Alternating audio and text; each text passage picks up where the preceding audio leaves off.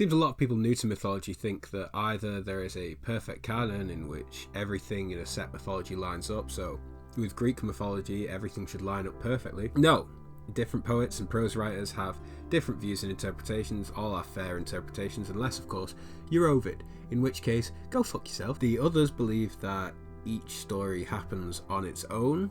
Sure, the stories share the same gods, but look at how inconsistent they are. They must take place in their own little bubble. To those people, this video will show you why you're wrong. Today we will discuss the link between Pandora and Prometheus. I will not be discussing their stories individually here, as most people know Pandora and Prometheus will come in the Theogony series.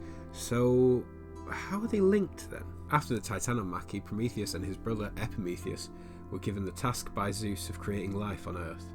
His brother produced many creatures, but Prometheus created humanity out of clay.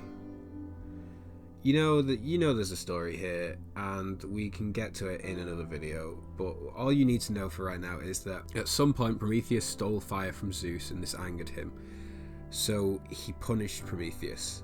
But Zeus was not done punishing just Prometheus, he had to deal with the humans too. Enter Pandora. She was made in Hephaestus' forge, a girl. She was given a gift by all the gods. Hermes gave her name, Athena craftsmanship, Aphrodite her beauty, and so on and so forth. Who gifted her two things: a box she was told she could never open, and the gift of curiosity.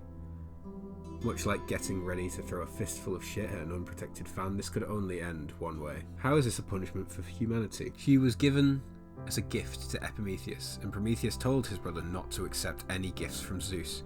Epimetheus, however, ignored his brother and accepted his new beautiful wife.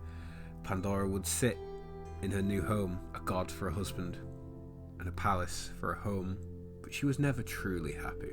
She always wondered what was in that box. One day she decided to take the tiniest peek. She could take no more. Who could that possibly hurt? Fucking everyone! As she opened the box slowly, the lid flew off and flew out everything evil in the world. Plague, death, pain, war, famine. Every conceivable ill that man has ever suffered.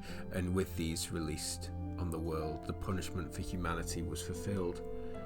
There is of course more to both stories, but this is the thread that ties them together, and that's what we're discussing here. Even when two stories in myth seem disconnected, there is usually a connecting thread. This sort of connection has had a massive, and I mean truly massive, sway on modern pop culture. Just look at modern media. Everyone wants to make massive interconnecting stories, just like myth. Take Marvel for instance, whose stories when initially released in cinema seemed kind of disconnected at the start. Maybe there was a few clues, but nothing too concrete.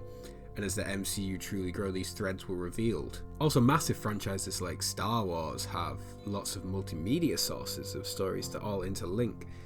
What is further demonstrated is that the inconsistencies that arise in mythology can also arise in these stories that have different writers. Star Wars, of course, famously wiped out the EU, but the new trilogy probably didn't do any favours for the consistency of Star Wars stories. God, the sequels just suck, don't they? They just suck. But this is a multimedia franchise.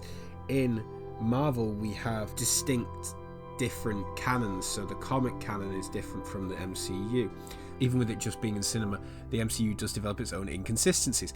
When the MCU Spider-Man movie was released, the initial date that it was supposed to be set caused inconsistencies with previous films that were released. So these interlaced stories with different writers and different heroes and stuff, they are connected, but they will develop inconsistencies. Inconsistencies are bound to arise, especially with different writers or bards, as can be seen as far back as the origins of storytelling. Yes, it does go as far back as Mesopotamia. Watch my Epic of Gilgamesh one, you'll see inconsistencies in that as well. And these links are very interesting because they tie together stories that may be slightly inconsistent with one another, and maybe I should do a video on the links that tie together stories from different mythologies. I think that might be quite interesting.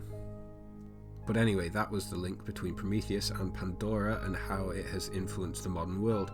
I hope you guys enjoyed the video this week. As always, remember to like, comment and subscribe and ring the bell to get notifications. My socials and Reddit are also in the description, so go along there and check them out. If you want to stay up to date on my stupid thoughts, then Twitter is probably the best place to go. If you're on YouTube, you should check out my TIL vids. It's a great place to find documentaries by independent creators such as myself. And if you're on TIL vids, go check out my YouTube. It really does help out a bunch.